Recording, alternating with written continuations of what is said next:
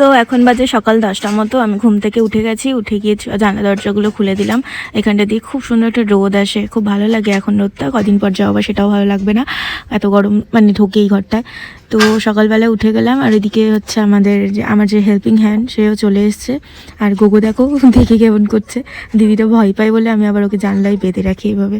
তো দিদি এখানে আজ সকাল সকাল চলে এসছে, আমাকে জিজ্ঞেস করলো যে কী বানিয়ে দেবো। তা আমি বললাম যে পরোটা বানাও। তাই এখন বানাচ্ছে হচ্ছে পরোটা, আর ওদিকে চা বসিয়েছে, চা বানাচ্ছে। আর অন্য দিন রুটি পরোটার সাথে সুন্দর সুন্দর টেস্টি তরকারিও করে দেয়, বাট আমি আজকে না করলাম কারণ দুধটা অনেক ছিল, বললাম চা করে দিতে, আমি আজকে চা দিয়ে খেয়ে নেবো। তারপর দিদি যতক্ষণে ব্রেকফাস্ট করছে, তো ততক্ষণে আমি হচ্ছে ঘরটা গুছিয়ে নিচ্ছি।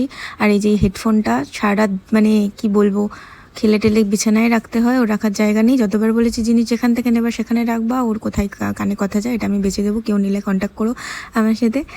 না না, আড্ডা মারছি, ওটা হচ্ছে আমার সতীন, ওটা বেচলে ওরা আমাকে বেচে দেবে। আর সতীন কেন বললাম, কারণ আমার পরে সেকেন্ড অপশন হচ্ছে BGMI, সারাদিন ওই গেম। যাই হোক, আমার কাজ প্রায় কমপ্লিট, এখন আমি যাব ব্রেকফাস্টটা করে নিই। টাটা।